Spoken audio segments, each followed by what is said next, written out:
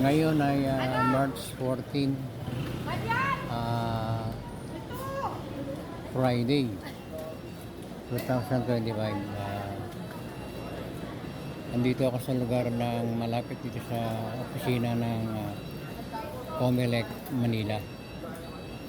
Ako ay nabigyan ng authority ng aking asawa na si Rebecca Dizon na kumuha ng voter certification na kailangan sa pagkuha ng bagong senior citizen ID kasi nawawala yung dati niyang ID, so kailangan na papalitan.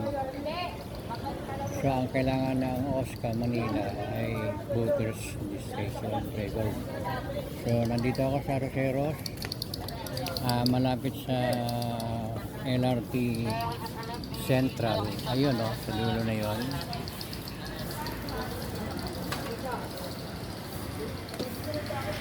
Ayan, LRT Central Station. Ngayon, sa tapat niyan, street ito Ayan, street. Papunta ng Comelec. Ano bang road dito nakalagay? May road Ba't aalis na kayo? Ayun Lions Road. Lions Road.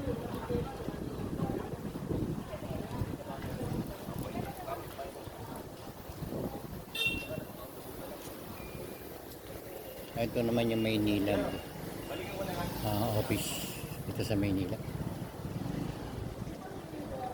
So ito na pala yung Comelec Manila Election Unit. Nakalagay Department of Public Services Central Office. Sa kaliwa, sa kanan, katabing pinto, Comelec. Yan, Manila Election Unit. Okay, dito tayo. Pasok ako.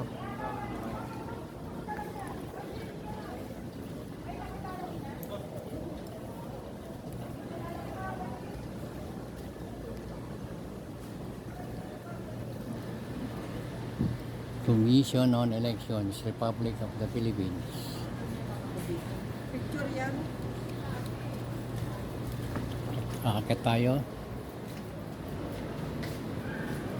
Ayan. Hagdanan. Madilim.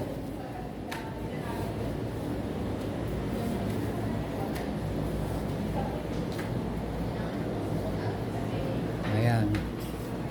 Second floor. Commission on Elections, Office of the Election Officer, 1st District, Manila. So, akit tayo sa isang floor pa.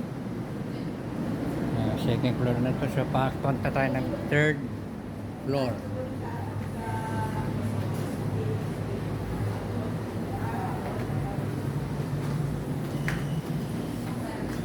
Wala na palang ID. Ayan, nakalagay dito, District 5. Ermita, Intramuros, Malate, Paco, Port Area, Santa Ana, Santa Me. District 6 na pala yun. Ito ang 3rd floor.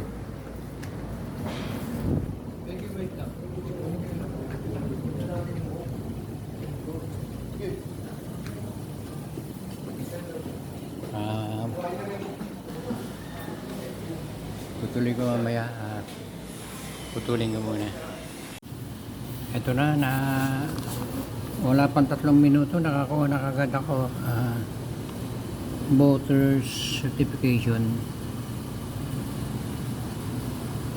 Ang bilis pala, basta meron kang mga kailangan nilang mga xerox copy na saka yung ID ko, xerox copy, yung Comelec ID ng misis ko, binigay ko sa kanila kompleto. May record kasi rito ang Comelec. Dito, ito pala yung District 5. 5th District. Doon pala sa loob ng 4th District. Pumasok ako doon wala ko nakita ng 5th District. Sabi ng babae, doon po sa paglabas nyo, doon ang 5th District. Hindi ko napansin, ito na pala yun. Kanina nandito ako. tutuloy man yan. Kayo po ay nanonood sa Danilo Bison TV. Bye bye.